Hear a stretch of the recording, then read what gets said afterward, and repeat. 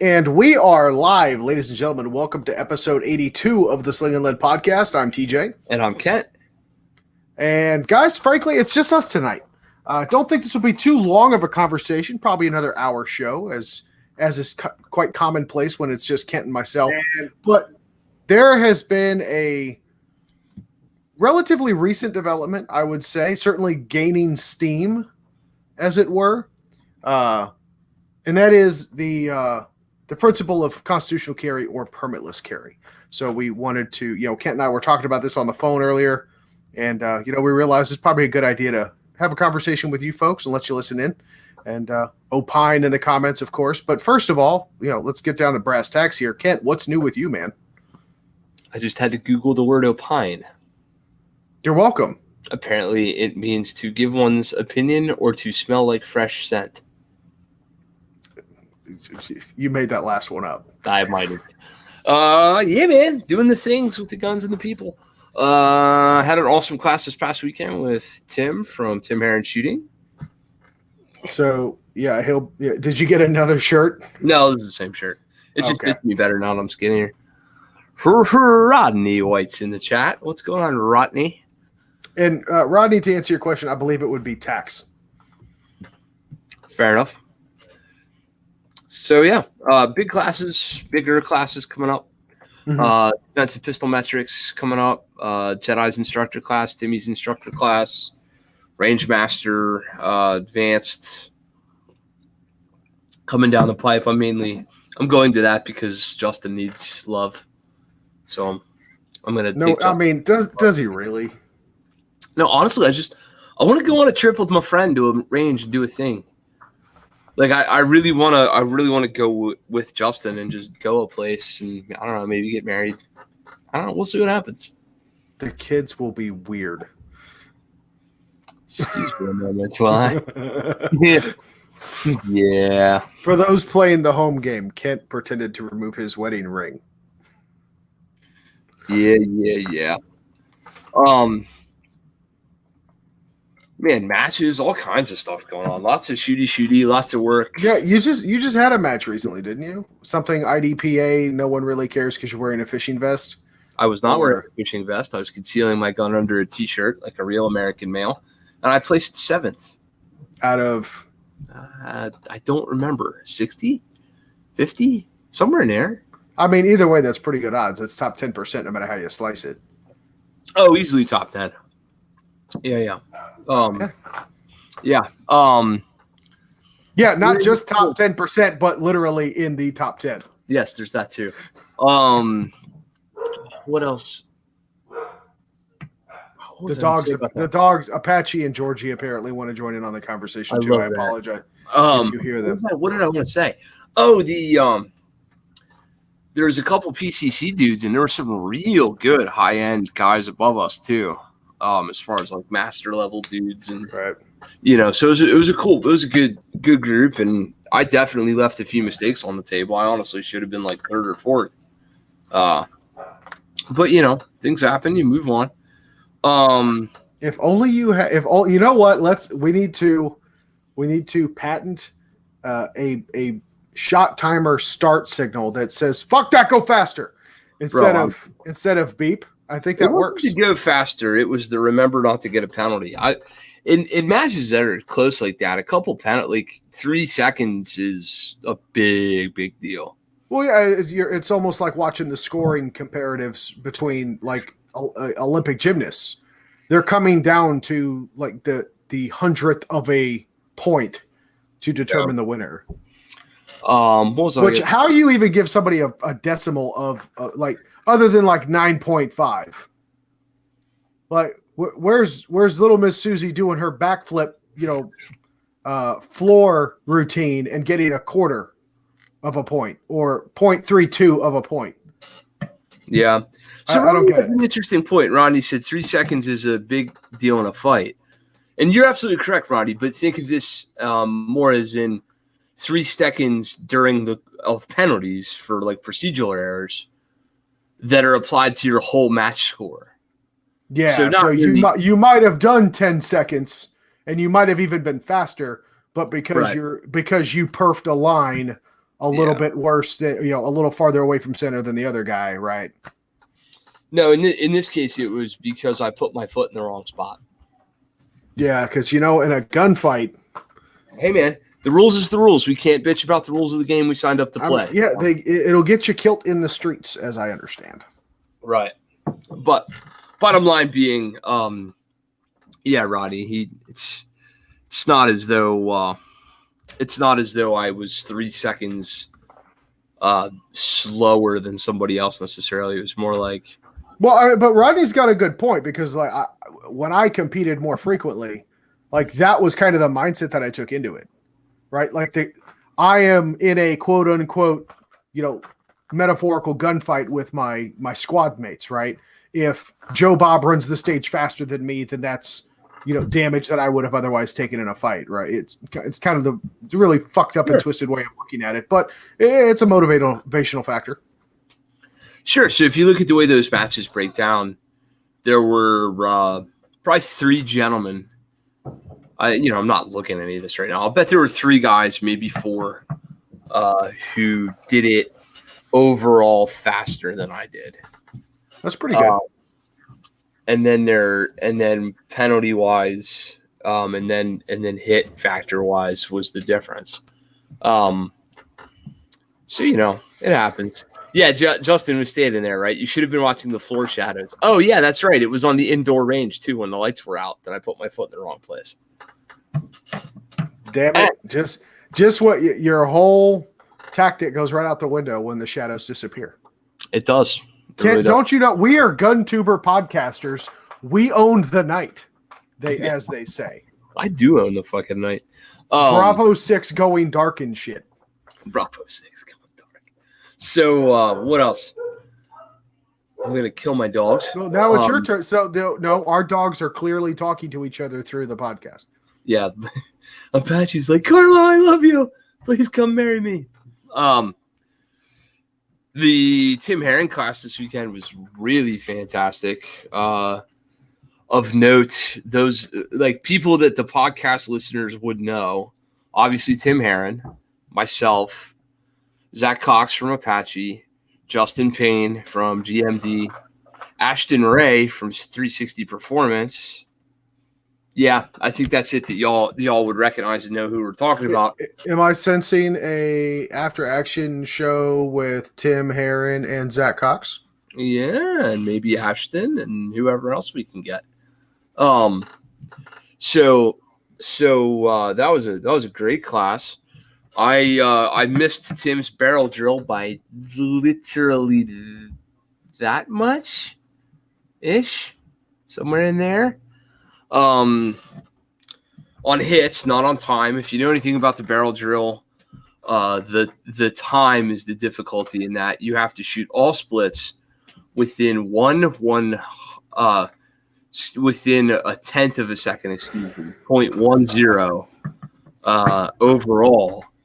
So your splits cannot be more than 0.10 away from each other across 9 shots, 3 different shooting positions, and the splits have to match the transitions. Damn.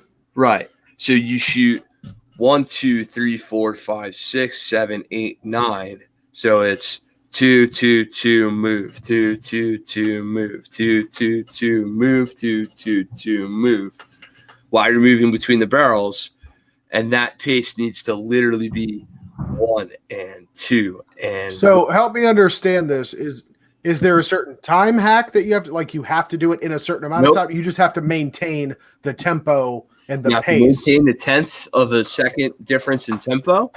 You have the accuracy. You have to hit all alphas, and you have to move in between the barrels. So it doesn't matter if it takes you 10 seconds or 10 minutes. It could take you 4 years. The splits and the transitions got to be. That's an interesting drill to run.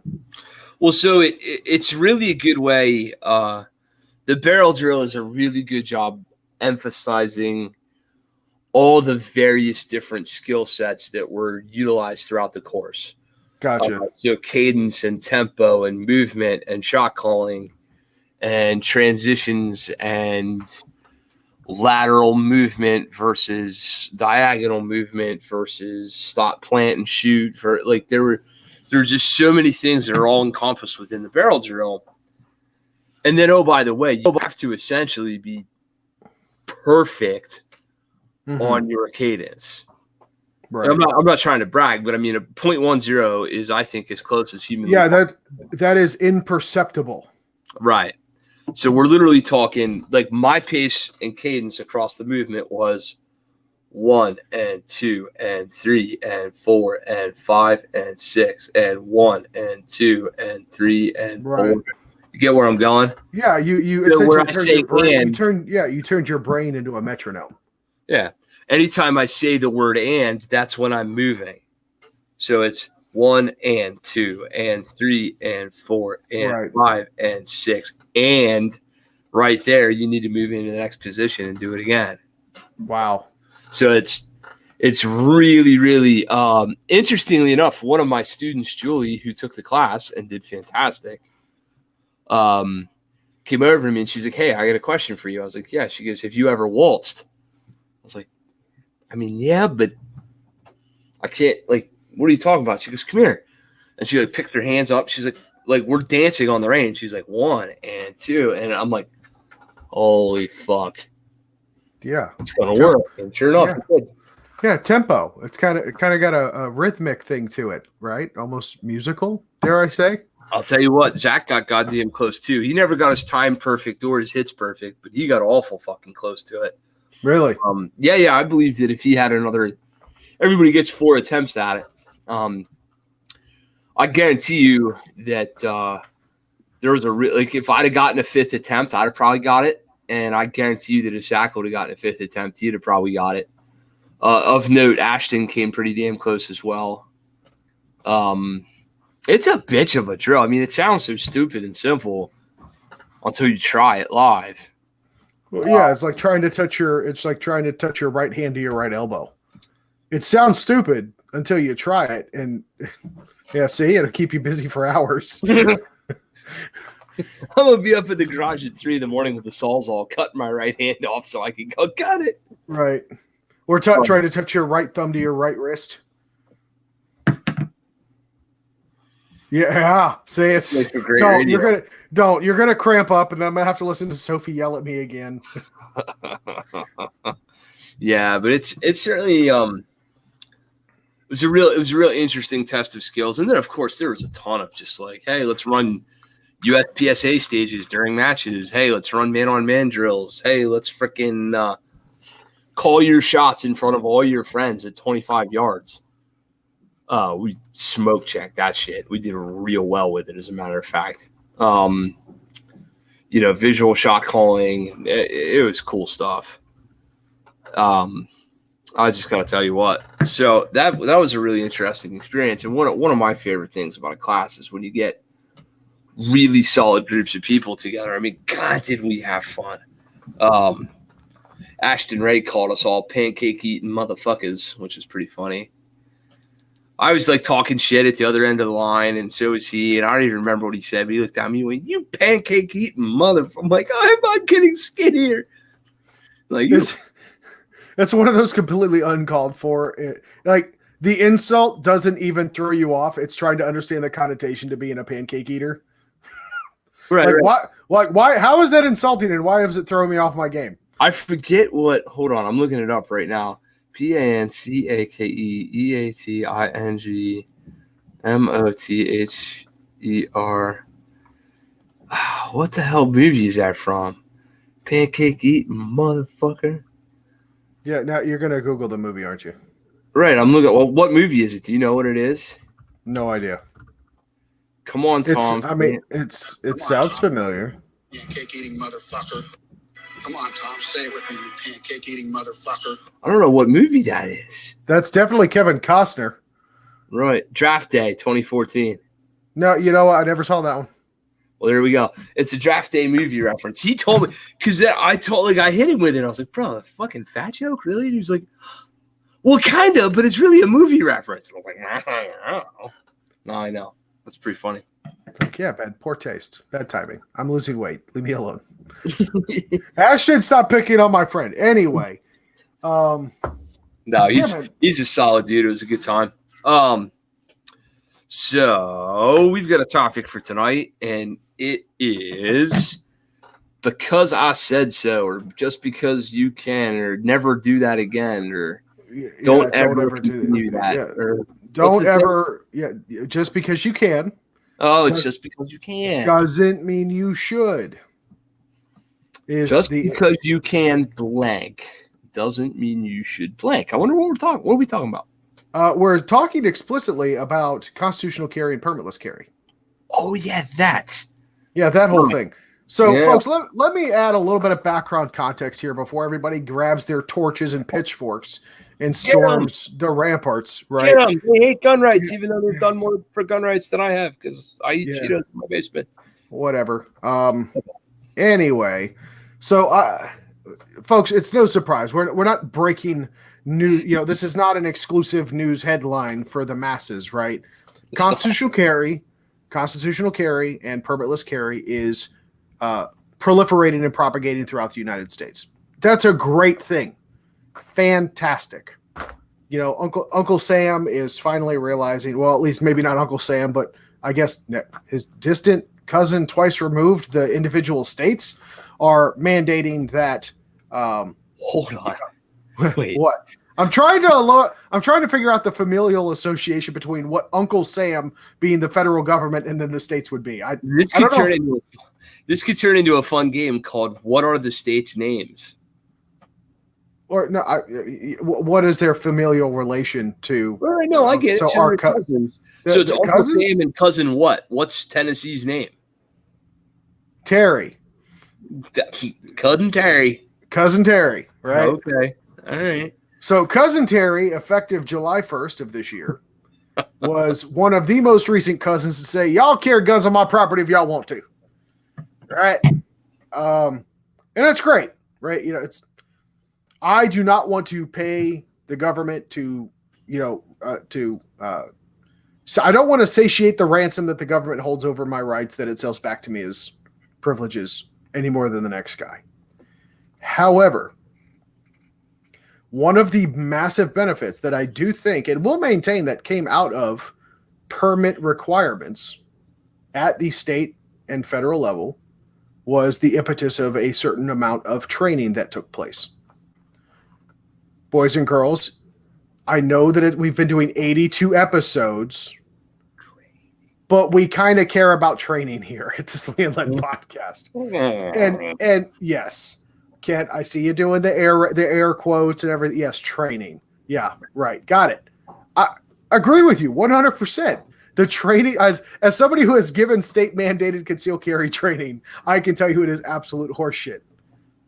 But the downside is that's probably in many cases, I dare say, probably upwards of the 90th percentile of the population that is licensed to carry a firearm in public. That's the only training they're going to get, bro. Oh, yeah. And if it's going to be the difference between, if you were to tell me, hey, here's two people, this person A has not had training at all, but is carrying a gun in public, as part of their constitutional carry and their constitutional privileges to defend themselves and their loved ones, but has no training, and then person B has at least been to a concealed carry course. It's a close toss-up, but at the same time, I've got to give at least some preferential treatment to the person with at least some training to at least understand the 4 basic firearm safety rules. I tell you what. So, with respect to all the various places that a person can get entry level, and I do mean entry level because that's what. Oh yeah, you'd probably do better staying at a Holiday Inn Express tonight. Right. So places providing entry level firearms training on a recognizable national scale. I could name you regional places that are fantastic, and I'll include myself in them. Matter of fact, fuck it. I am the best person on planet Earth at teaching new shooters. There, I said it. I don't know, fight me.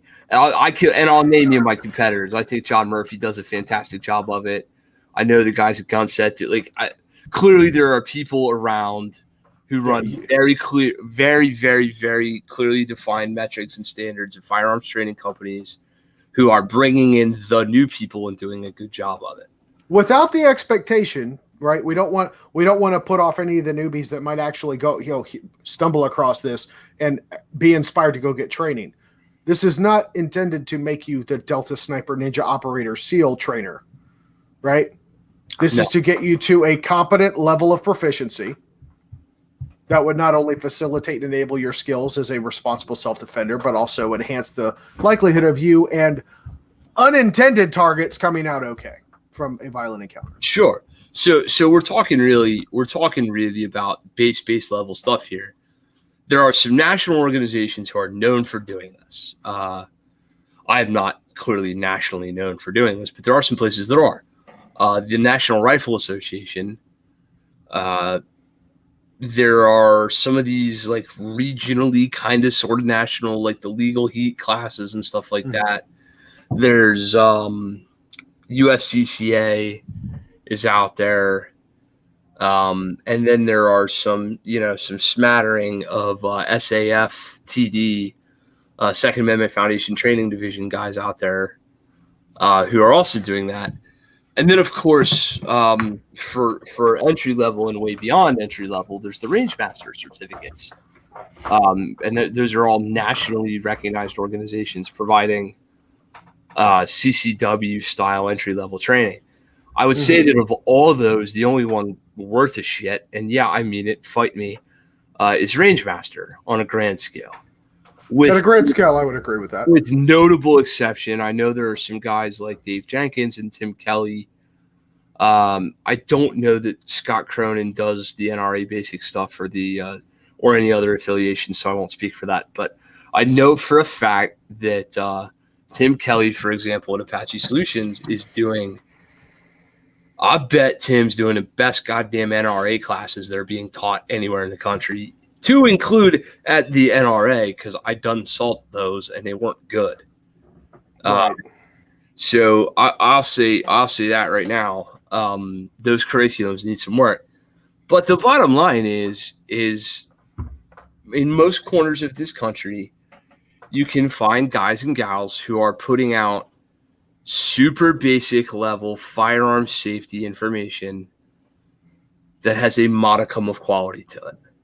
Absolutely. Absolutely. And by the way, I do want to clarify that I am in no way at all supporting or endorsing the training that was mandated and offered by the concealed carry permit classes as a requirement as being quality training. Openly admit it is not quality at all. But at the end of the day, we're talking about a very large group of people, not just in the state of Tennessee, not just within Cousin Terry's house, but all the other neighboring cousins' houses as well, that decided that, well, now I don't have to pay the government to get my rights back. I'm going to go ahead and start carrying a gun in public. Yeah. Ne'er a utterance of, I'm going to go, I should go get training first.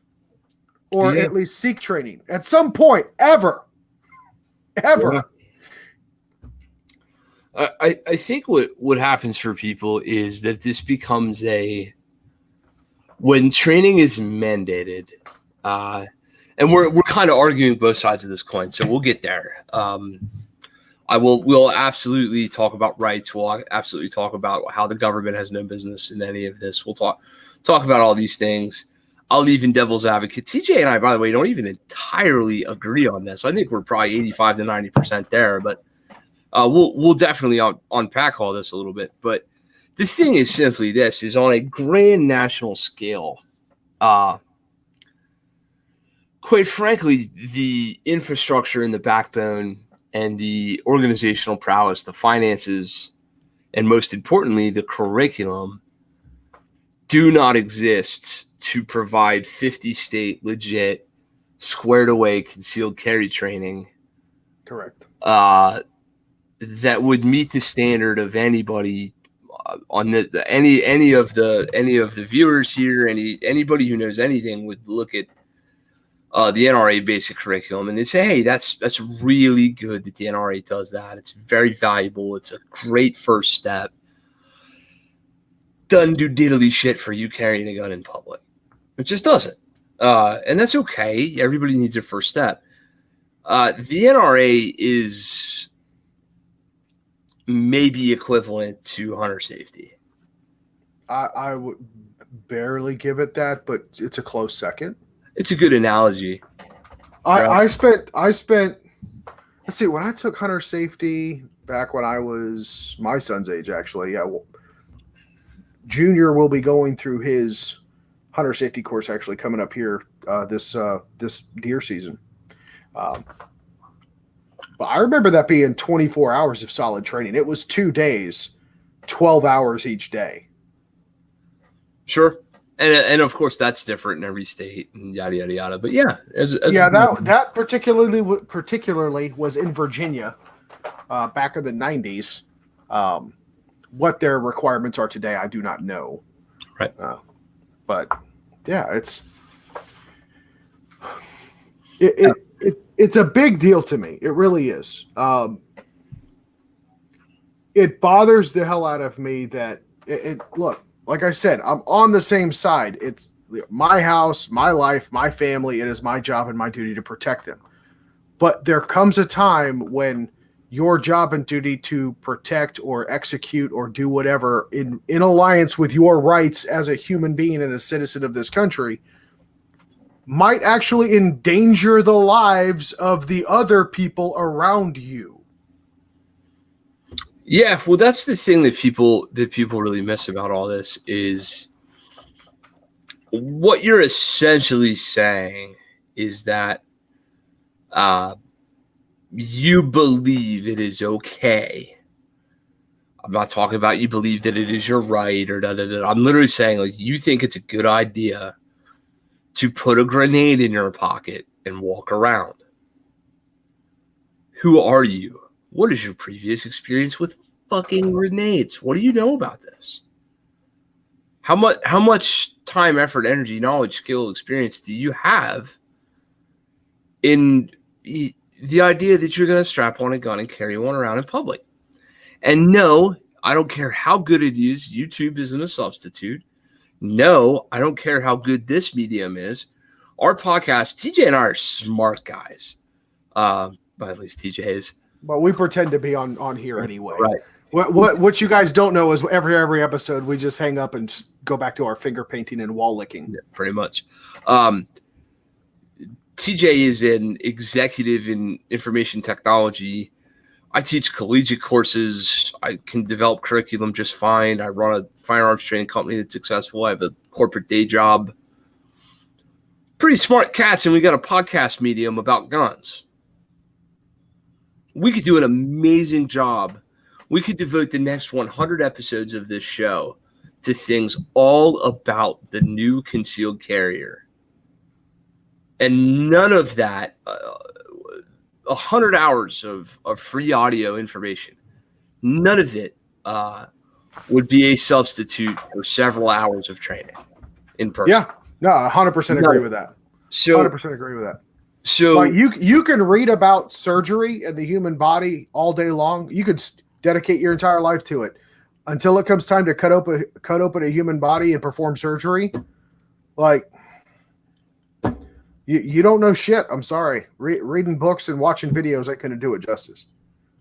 Yeah, it's just a matter of like, where do these things tie into our society, and what other things in our society are, because keep in mind one thing, right? We are in fact talking about rights endowed upon us by our creator that were enumerated by the formation of our current government.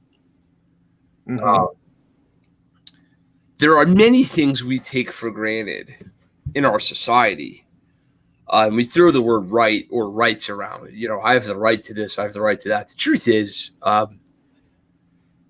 American citizens have a very narrowly defined scope of rights. in all candor. If you ask children or teenagers, they'll tell you, "Oh, I have the right to have a phone. I have the right to communicate. I have the right to social media platforms. I have the right to have a job. I have the right to the right. Sorry, homeboy, you don't. One of the things you do have a right to do, however, is protect yourself through lethal means. Those means being a firearm. Every state in the nation, and the nation as a whole, has some form of Second Amendment like verbiage in it in their charters and their settings. So one of the things that gets thrown around a lot is how firearms permitting and concealed carry permitting should be the same as driving, because we have the right to drive, we should have the right to actually. No. As it turns out, there's a bunch of amendments and the whole thing and the Declaration of Independence and da da da da da da da. I mean, you have your right to security in your person's possessions, papers, in your dwelling. You have a right to a lot of things. We actually really kind of sort of don't have a right to drive. Can I inject an interesting Sure. concept that kind of just struck me? Let's replace the word right with responsibility. Oh, I don't think we should replace it. No, just in the context of what I'm saying is in the context of this conversation. I don't think so. I think the two I have a things responsibility to defend myself and those around me, right? Sure, they're hand in hand, bud. No, agreed. They're the same thing. But what people aren't understanding is the connection between where your rights start and where the responsibility to execute on those rights in a respectable and, to be redundant, responsible manner. Let's just even say you have the right to drive. Hypothetically speaking, you have the right to life, liberty, and the pursuit of happiness. Well, pursuit means 100 miles an hour in a 45 mile per hour 2-lane road. Sometimes. Right? Maybe. I'm chasing my happiness, motherfucker. That's how this is working, right? So what people I think fail to recognize and connect is that with those rights, at the risk of sounding cliche, with those powers come great responsibility. Yeah, I mean the thing here is that we're talking about a behavior which carries with it unforgivable and irreparable consequences. I say this in classes all the time, right? I just had this conversation with a gentleman last evening in a private lesson. You are about to embark on a journey with which comes irrevocable failure points and responsibilities. Driving is the same way in that aspect. If you decide that you deserve to get drunk and drive fast and be an idiot, your right to do so may in fact intercede with somebody else's right to not get run off the highway and die, right? The same goes for the carrying of a gun. Highly trained, high-level, professional, instructor quality, competitive military law enforcement shooters run drill after drill after drill and stage after stage after stage. And I hate to tell you this, we get it wrong sometimes. I hit a no shoot this weekend. I had a no shoot the weekend before that. Now the truth is, I fired 700 rounds this past weekend and 250 rounds the weekend prior to that teaching, and haven't hit a no shoot in a match in a while. But point being, if I've fired 6,000 rounds in the past couple of months, which is a pretty reasonable estimate, and we take the fact that I've hit 2 no shoots in my memory, divided by 6, 1, 2, 3, that is a 0.0003% chance of me making a mistake with a gun. So real quick, I want to give Jacob. So Jacob Broadway, he's commenting in the chat here. He did my job for me. So Jacob, thank you for this. But I want to show this on the screen here. I think this is I personally don't think I do.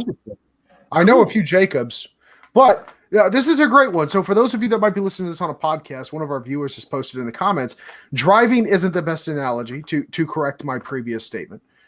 Speech is a better analogy. You have a right to say lots of stuff, but you are responsible if you say something that causes someone else harm. He gives the example of libel laws, right? I would give the example of the whole fire in a crowded movie theater type thing, right? Not saying that there's necessarily restrictions, but you have a responsibility not to incite panic, fear, or result in causing circumstances that would result in the harm of other people negligently or without due cause, right? So, Jacob, thank you for that. That's great stuff, man. Fair enough.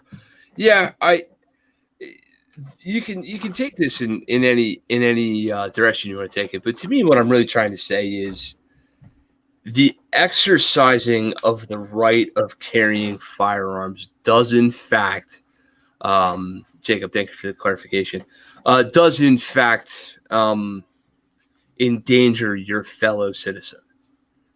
Now, clearly, it also helps to protect your fellow citizen by any measurable. Hey, we can look at crime statistics. We could talk about the basic. Again, leaving ego aside, your children are a lot. I won't talk about me for a minute. I'll talk about, TJ. Your children are a whole shitload safer if TJ's there. You may not know that. You may not register or recognize it, but it is the truth.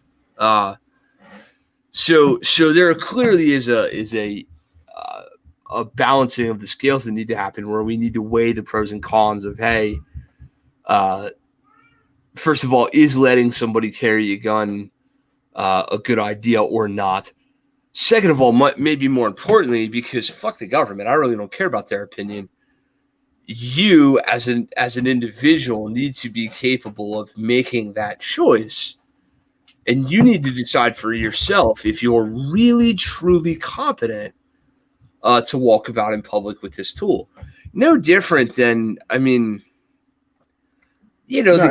the guy who goes to the Best Line equipment dealer and he says, I need to rent a forklift or a backhoe. And they're like, what are you doing? I'm going to dig a hole for a pool in my yard. Really? Yeah. Have you ever dug a pool before? No, but how hard could it be? You dig a hole in the ground, you fill it with some water, your kids swim in it, your wife shuts up. What could possibly go wrong? Well, there's this thing called dig safe. Are you certain there's nothing down there you're going to hit? I don't need to call before I dig. Do you have any idea how to drive this thing? Well, yeah, sure. I just sit in the thing with the thing and do the thing and press the thing and the thing happens, right? Well, all right.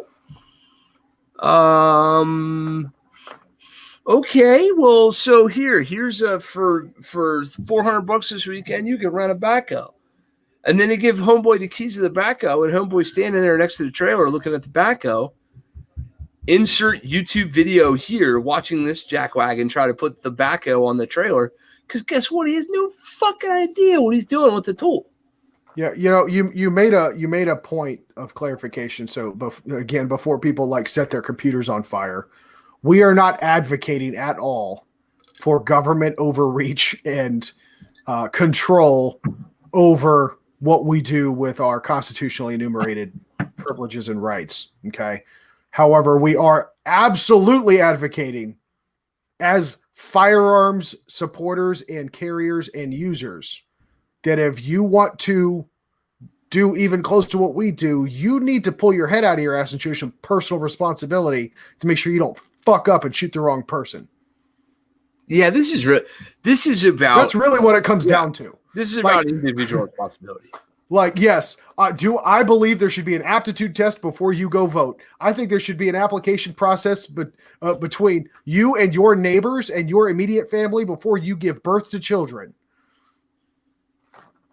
Yep. There's a lot of dumb motherfuckers out there that are procreating and driving cars and carrying guns.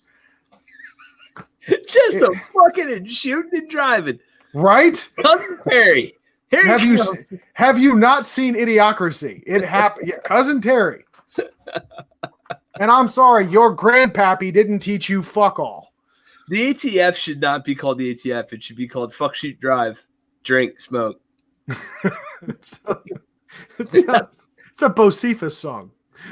I really kind of like that. But seriously, what we're advocating for is those of you who are going to take advantage of newly found states with, permitless carry. I lived forever. Green Mountain Defense was born in Vermont. And when I was in Vermont, and I believe this is still true, you don't need a permit to carry a gun in Vermont. Matter of fact, yeah, it's still true. You do not need a permit to carry a gun in Vermont. If you are legally able to own the gun, you are legally able to carry it. End of story in Vermont. That doesn't mean it's a good idea for everybody, right? So if you're about to exercise that right, and for whatever reason, see, and this one kind of thing does bother me a little bit, which is that, honestly, if the newfound, like, hey, now the government's not going to stop me, so now I'm going to do it, but I wasn't willing to pay for a permit to do it before. If that's the impetus for you to carry a gun, I think you're probably on the wrong track to start with. I think the impetus for you to carry a gun is because you want to be a useful member of your society and able to protect yourself and your family and potentially others. And I'm not poor shaming. This is not what I'm about to do, but $20 never stopped me from carrying a gun. If you ever hear about me talking about this and $20 is stopping you from carrying a gun, set up a GoFundMe and see if I don't buy you a gun permit. Like, cool. That's not my point.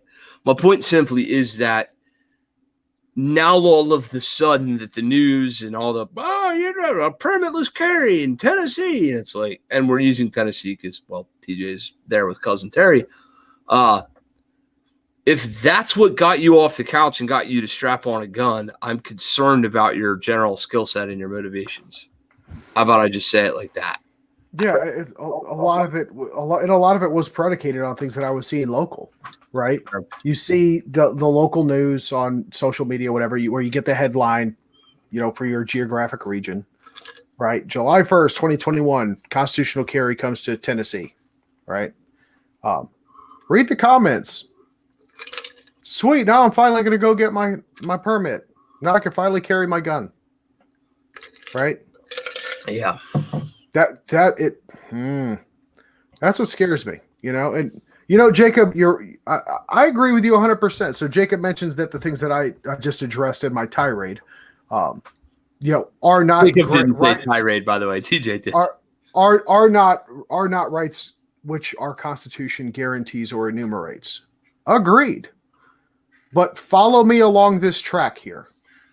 We can all agree that driving is not a right. Again, I know this is a bad analogy when comparing it to Second Amendment, but follow my train of thought here. Cars were not designed or invented for the purpose of making it easy to take life. Yeah.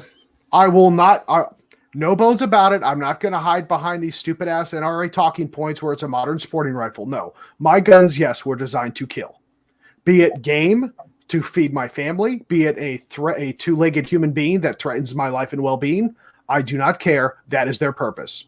All this sporting bullshit came as a byproduct so that we could train better. That's the purpose of a firearm, right? Cars, not intended to take that. They're not death machines. However, you wouldn't put somebody behind the wheel of a vehicle in public without adequate training from a vetted and responsible person, right? Because it's unsafe for everyone else and possibly even the driver of that vehicle. Why in the hell would you not take the same level of gravity and responsibility when it comes to making the decision to carry a firearm in public?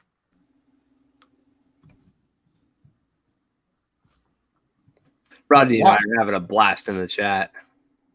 Yeah. Thank you, Young. I'm trying a new camera courtesy of Joel Trey, who showed me how not to look like a complete sack of shit with a cheap ass camera. Cool. Awesome. Well, I gotta say, one of the things that bothers me about the whole permitless carry thing is that, and this is gonna come across potentially elitist, and that's fine. There's not a whole lot of permitless carriers running around wearing Filster floodlights, or carrying high quality tools, having high quality training. You'll be lucky to see a Beretta in a flip flop tucked under a belt. Right. If you don't know what the fuck I'm talking about, you deserve to Google that image. Right.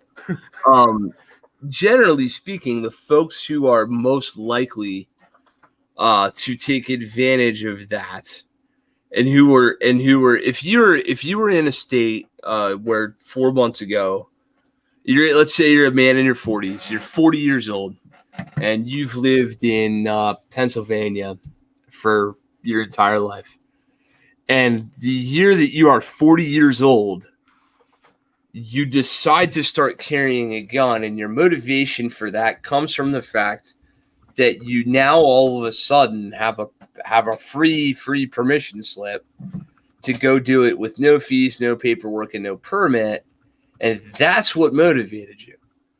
Your beautiful children, your loving wife, and your personal well-being were not enough to motivate you to skin out a smoke wagon. But, well, because the cute lady on the internet said I was allowed to now on the local news, I guess I'm going to go ahead and do it. We aren't the same person, man, and you're not on my team. That's a problem for me, if I'm being frank. Because you didn't put any of the work in before. You couldn't be bothered to go through any of the process that existed previously. You put no effort into your training. You put no effort into your knowledge base. As a matter of fact, you probably don't have much of a knowledge base at all. Your skill set is weak. Yes, I'm calling you out. Your skill set is fucking weak. You cannot shoot a pistol proficiently. I don't care what you say. I'm sorry. It's not good enough for you. Metrics matter. You don't, you know, when he breaks into my house, or if I'm in the Walmart and this happens, I'm just going to but shut the fuck up. You are not. You frankly are not. You are going to fail. You're just going to fail. You don't have the skill set. We work our asses off on this, and I'm still like, man, I don't like this shit. What makes you think that just because of your rights, all of a sudden you're going to strap on the smoke wagon and everything's better? That's not how this works. Yeah, and while I would love to agree with you on the whole elitist comments and whatnot, you know, it's the ignorant redneck. It's the urbanite that might be living below the poverty line, that's, you know, carrying a piece of shit Versa they might have found in a dumpster somewhere, right? Every time the word Versa comes through, I get a brain tumor. Right? Oh, that hurts. But I'm seeing it across the board. I'm seeing this with people I know have money, which makes it worse, bro. That was like the whole start of this conversation. I understand if some dipshit that doesn't have two pennies to rub together because they make poor life choices and they're inherently bad with money, I got it. I expect them to do dumb shit. But when you roll up in a Mercedes or a Land Rover or a brand new vehicle, you're dressed well, you're educated, and I'm seeing you saying, I'm going to go start carrying my gun now, and I know for a certainty you've had no training whatsoever, it makes my aneurysm flare up. Yeah, well, because that's the thing, right? It's just, how serious are you really about this topic? Now, I would even say that, you know, we could probably calm down a little, No. Because let's be real. No, the people that Just won't. say these things, like the people that say these things, these are not people that, God willing, will not carry every day, right? Or if at all. This could be much ado about nothing, but the reality of the situation is, with my luck, I'm going to be the guy that ends up in another mall shooting, and the person next to me who thinks they're going to be John Wick is going to shoot me or themselves instead of the bad guy. Good old cousin Terry skins out his bursa and goes, "No, TJ, it's cool. I'll take this one."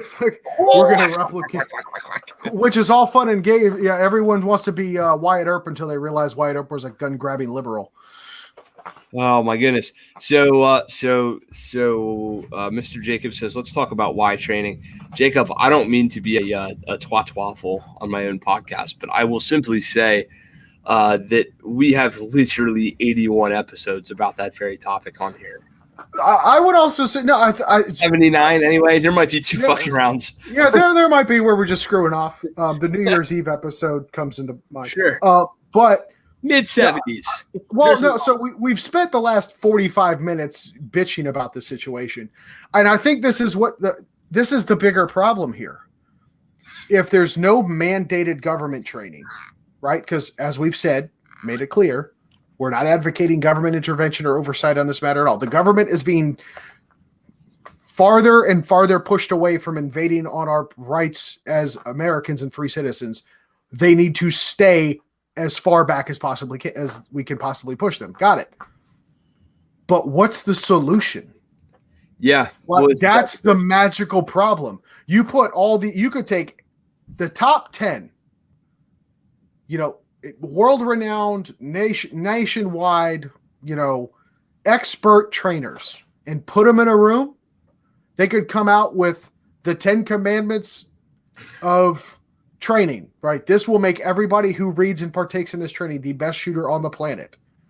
We will create an army of John Wicks and then hit copy paste, right? I like it. How do you get people to go do it? Yeah. Well, that's it. You can lead the horse to water, but you can't hold it down until the bubbles stop all the time. Bro, your country fucking analogies sometimes. You can hold a horse to water, but it's still going to be Tuesday. Okay, TJ, we got it. Your point? Yeah, I love it. But no, how do we solve the problem? I think one of the ways that we solve the problem, or that we could solve the problem if our national organizations would get off their ass and do it, is to do a better job of actually providing I'm one Kent and a Hirsch and a Justin, right? I have three, an army of Craig Ellifritses. That's a little terrifying, but I'll take it. There's three of us at Green Mountain Defense, right? But we're only a couple dudes. And as much as we try and as good as our marketing is, et cetera, et cetera, et cetera, et cetera, et cetera, the truth is we just cannot reach all the people that need reached. The NRA, however, could spend its vast fortunes on really doing something. Well, and that's what they started as. Right. They started as a firearms education and safety organization. All these old black and white photos that you see of kids being taught safe gun handling in the classroom, mind you, right, was being taught by an NRA instructor. If something was to happen, like, for example, the NRA got real squared away training curriculum, and the NRA went to Glock and Smith & Wesson and Ruger and SIG and blah, blah, blah, blah, blah, all these companies that make the most commonly carried handguns, and said, hey, look, guys, we're the NRA. We're awesome at this. We got the best training product in the land. Quote, quote, quote, quote, hypothetical here. And they turn around and they said, look, here's what we're going to do. We're going to give the student a 20% discount on the purchase of their first handgun if they can prove they've been through this super duper awesome newly laid out NRA pistol killer guy 4000 class. That's real actionable stuff that the industry could do outside of government intervention and outside of mandate to truly push the message forward. I've done things like this with local, retailers who hey, like, we give a deal to first-time gun purchasers at local gun stores. I give a deal on the training. They give a deal on the product. Between the two of us, we both create a better customer base. And I don't know if you know anything about how 1010 codes work. The basic deal here is that the math works out to be about even for everybody. Right. Even you're not cutting into people's margins too poorly. Right. Not cutting into my margin too bad. Not cutting into their margin too bad. We do a great job servicing the new gun customer. And oh, by the way, we have created a much safer user of the tool who happens to live in our mutual neighborhood. Yeah. That's local grassroots shit. Yeah. You know what? I love that idea. If I knew that if every gun you can go as hog wild with it as you really as far as the industry would permit. But hell, dude, if I knew that I would get 10-15% off my next firearm purchase, if I can show proof that I recently completed a course with a vetted and doesn't even have to be the NRA. Find a list of vetted professionals. You want to go to, take a Jedi course, take Tim Harris, any of these guys, right? Or better discounts for better, what's the word I'm looking for? Appropriate subject matter trainers. So like, when I think holistic, if you take all the people that we've had on this show, Ken, when I think of like the most well-rounded firearms instructor or group of instructors that I would send my family to, what comes to mind is either Gunset or Rangemaster. But more, to be honest, and no discredit to our friends at Gunset, but Rangemaster, they've got a bit more of a presence. Sure. Well, that was my point. My point with using the NRA as the example was really that the NRA has a 50-state national presence. The NRA has a wide berth of instructors. Air quotes. I know. I think we need to revalidate the point though. This would be and I think the NRA is a good example. Yeah, organizationally and categorically, I think they're a good example. However, their training needs to up a lot. Well, yeah, sure. But my point is, if they'd stop fucking around with all the bullshit ads and the Ted Nugent and the buying people new suits, yada, and really would just brass tacks and turn that place. I mean, they've got a gajillion-dollar facility in Virginia that is being underutilized to teach the general public. I mean no disrespect to my colleagues there who are busting their ass. And there are good people inside that organization who are trying. Oh, absolutely. We know many of them. Yeah. That's not what I'm doing here. What I'm actually doing is simply saying that an organization like that could, in fact, big box retailers, the big sporting goods chains, the huge distribution networks, the Sports South, the Mid-South shooters, all these different distributor volume places that, Davidson's has sold more Glocks than freaking Chevy has sold S10s, right? Like these, that's probably not a real number, but you get my point. Some of these huge conglomerate distributorships have put out literally millions of guns into the hands of citizenry and have not really done a whole lot to support the training community in order to help those people become more proficient. I mean, hell, when you buy a high-end, here's one. Did you know that if you buy a new Ford Bronco, you get 3 days in Ford school on the house? No. Yeah, because Ford doesn't want you taking your brand new Bronco out, hitting the sway bar disconnect when you shouldn't, and rolling the fucker off a cliff. Turns out bad branding, yeah? So it's vehicular homicide is generally frowned upon by the marketing department. Right. So the National Highway Traffic Safety Administration did not have to tell Ford to offer free classes. The Department of Transportation in any given state didn't have to tell them to do that. They need to be doing that with Mustangs too, because they are. No, I can give you more examples, but just recent. Is there a Ford How Not to Be a Douchebag school for the Mustang owners? Yeah, that's good. But no, seriously, like somebody in the Ford marketing department went, golly, if we could teach these people how to really use these things, they'll buy multiples of them and all the accessories to go with them.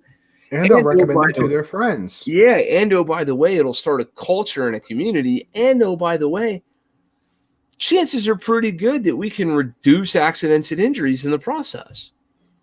You see that in all kinds of places. You see it in the ski industry. You see it in the fishing industry. If you buy a new set of skis, you'll get a discount so you can learn to not pizza when you want a French fry. Yes, literally. Go to Orvis in Vermont and buy a brand new multiple thousand, yes, Jesus Christ, multiple $1,000 fly rod. You know what will happen next? A dude who's better at fly fishing than I am at shooting, I don't know about that, but you get the idea, will drag your ass out there. Someone who's really, really good at fly fishing.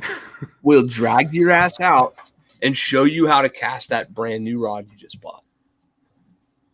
Why can we not come up with the same thing in the shooting world? I will give credit to a company that I generally don't give a whole lot of credit to because their products mostly suck. Mostly. If you guys are thinking about calling us for sponsorships, probably sorry.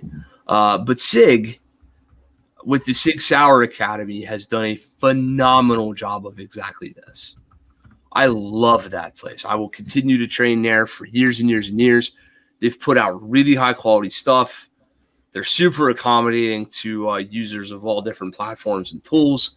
I.e., I'm the guy that took all their classes with the Glock, right? Ha ha ha. But except I did. I'm not the only one by any wide margin. My point being is that there's a SIG Pro Shop on SIG's facility taught by SIG's employees, where if you go to SIG and you say, man, I'd really love to learn how to run that X5 Legion like a house on fire, all of a sudden, hey, man, there's a guy up there by the name of Dan Hunt who will drag you out to a range and melt your face. Maybe you should learn something from him. And they've done a great job of commingling that marketing to the point where at SIG, if you can prove that you are a Sig Sauer Academy graduate, you will get a deep, I don't even think I can say on podcast how deep discount on your new SIG tools. Oh yeah, they give crazy discounts for even basic pistol NRA certified instructors. Like SIG takes training very seriously. I think aside from working out their kinks, on their consumer base, they have a very significant interest in people getting training and bettering. In that respect, we are deeply aligned as a podcast with Sig Sauer's sentiments on that. Yeah, they've done really good stuff up there, and the SIG's doing something right because they keep winning government contracts. I know, lowest bidder, blah blah blah, but also they keep selling piles and piles and piles of guns. Well, yeah, I mean, let's be real here. There's a lot of brand new shooters. A lot of the people that we were just ranting and raving about are probably carrying a SIG P320 or a P365. Right? I mean, those are the two of the most popular guns in the country right now. Yeah, especially with new shooters. Hey, Mr. Person who just bought this little micro compact 9mm, how would you like to try to run it for a weekend ass kicker pistol class? You gonna learn today, boy. You gonna learn today. It's one of those things, and it does happen. And I will say this: it's a really good gun though. The 365. Absolutely, but my point is that most of the people who buy those things, well, I have a sock drawer. I'm gonna put it in my pocket. Yeah, but that's casted. I think that's guilt through association. We're casting a really wide net. It just so happens that there's a large intersectional cross of the populations of the people that don't really want it. The Mister, I'm going to keep it in the sock drawer, versus people that actually do want to get training. Yeah, but just generally speaking, people who own LTT Elite Berettas, Glock 34s, CZP-10Fs, Glock 19s, blah, blah, blah, blah, blah, 6.320, people who own higher end full-size handguns, for the most part, tend to be more likely to use them hard than somebody who might the little micro pistol. I bought the little pistol. I bought pistol. I'm gonna go It's oh damn it! the little one. That's a little.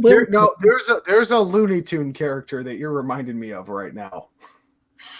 Hmm. I'm gonna find this reference, and damn it, it's gonna end up on your shirt. But yeah, so either way, man, I'm already exhausted. I can't even form sentences.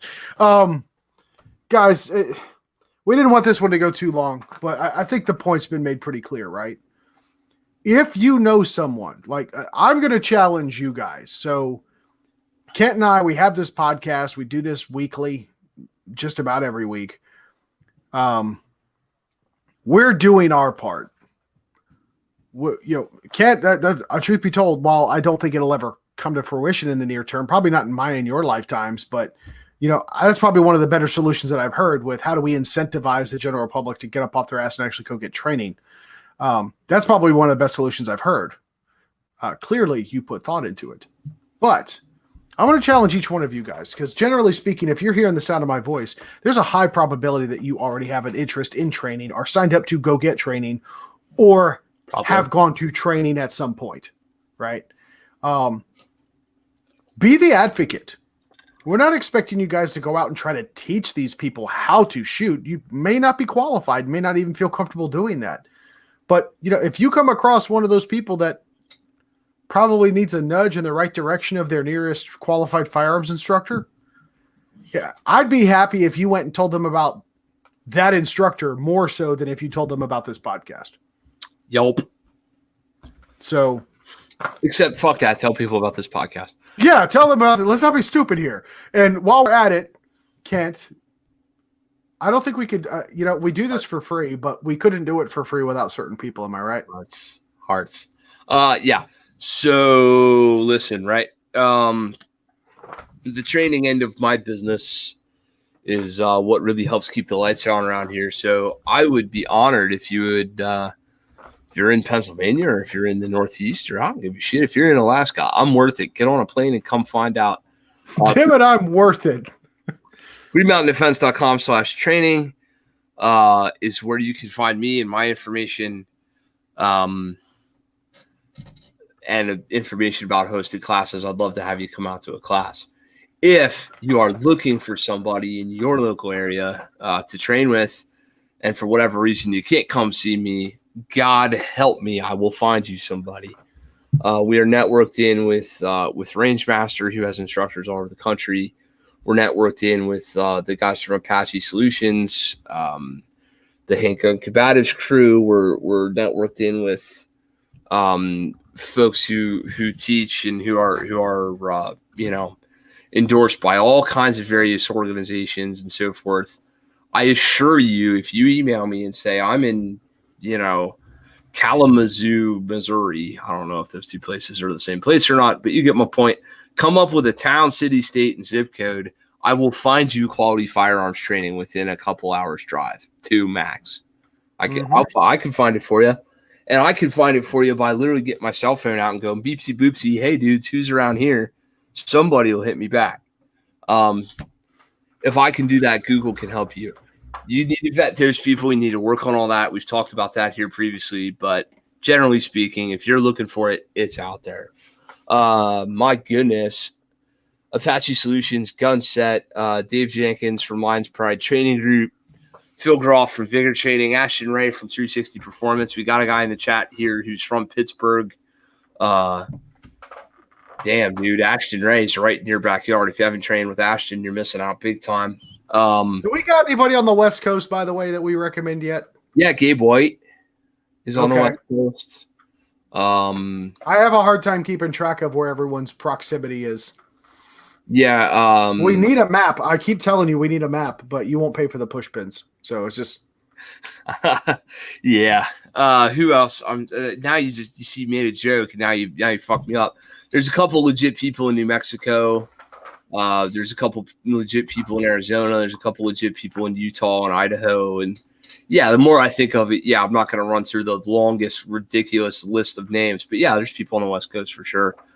So there's great opportunities there. Get out, get good training, seek out the information for yourself. But as a general rule of thumb, there's always somebody available to you from that. As far as the gear and the sponsor and the whole thing, look, greenmountaindefense.com/affiliate-links. You can find their high-quality firearms products where if you buy them, we get a little bit of a kicky-backy kind of thing. And like, there's no bullshit about it. Please use our link to buy stuff so we get the couple pennies that they'll give us for you using our link to buy stuff. That's not so much to ask. DJ's got to pay for, like, beard cream, and I got to pay for head baldness cream. Like, it's a thing. Guys, look, it's real simple. If you don't buy from our affiliate links, I'm going to have to turn Kent out. We'll have to put him on a corner and make him holler for that dollar. Oh, I am hollering. And I don't think anybody wants to see that. I'm hollering for dollars right now. If you don't buy stuff from our affiliate links, next podcast I will do shirtless. Don't buy from our affiliate links. Yeah, so that's the thing. Let's see. What else can I say about all that? Oh, and if you're going to get training, you should probably get medical training. If you're going to get medical training, you should probably use medical products. If you're going to use medical products, you probably shouldn't buy them from Amazon. You should probably buy them from Kerry Davis of Dark Angel Medical. Use code BB15, that's Bravo 15, at www.darkangelmedical.com. Put in your order comments that Sling'N Lead Podcast sent you. Kerry's running an awesome business. He needs some love over there. The true facts about this are everybody wants to talk about their newest, latest, greatest Wonder Blaster 5000. And the people who do want to get training want to do cheetah flips out of helicopters. Very few of them, by the wide margin, want to learn how to use tourniquets properly, which would be a great effing idea. So support Kerry. Little one, yeah. Right. I don't know. Quit smoking 54 days. Well, I don't know what these guys are. Oh, yeah, dude, the chat has completely devolved. Yeah, the chat is devolved. I have no idea. We've lost the chat. The chat has gotten lost. The chat anything else? The chat has now become like the comments in a grandson video. We can't control it anymore. No, don't wish that on. Don't you wish that juju on me, Ricky Bobby? I'm just saying. We are not prepared for that.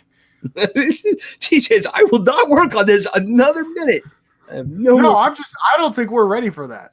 I think we are. Fuck it. Let's do it. I've seen some really fucked up shit in my life, and I don't think no, God help me. Although, while you're there, see if we'll swing by for the podcast. Could be I'm gonna put your cell phone number down for them too. They'll fucking hammer you. It'd be great. No. That's like, you might as well write my name on a truck stop bathroom. Oh my God. Zach, don't even think about it. Yeah, Zach would do that too. But folks, for serious, Kent did the ad read. Go support our affiliate links or support our affiliates. Purchasing through the links will support the show. But also, there have been some great questions, great conversation in the chat tonight. Don't forget that you can still find us on other outlets of social media. We do have a Facebook page, Sling'N Lead Podcast. You can email us, slingandleadpodcast@gmail.com. Kent and I both monitor the Facebook group and our email inbox.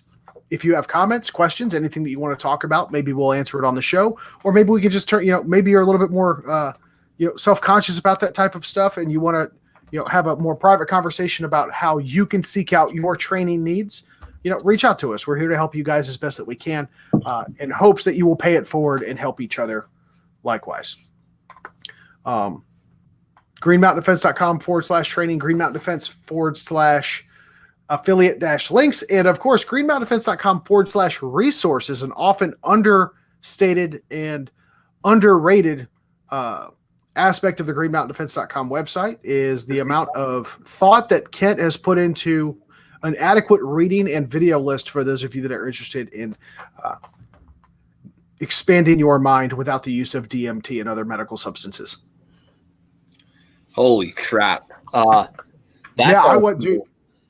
Yeah, we're going there. But I think Young in the chat just said the coolest thing I've seen said in the chat all night. No offense to anybody else. the Pat Rogers Memorial Revolver Roundup at Gunsight. God damn, that sounds like fun. That would be cool. I think that needs a link on the website. Cool. Yeah. That's. I'm just gonna keep doing that to you because I don't run the website. I take care of everything. Like from here to here is my responsibilities, right? Just looking good. Yeah. But yeah, man, great show, Kent. Great conversation. I'm so glad we got to vent those frustrations and come to a reasonable solution. Folks, that's all the time we have here for this week. Until we see each other again, God bless you all. Take care of each other. Get out and shoot. Bye, everybody. Thank you.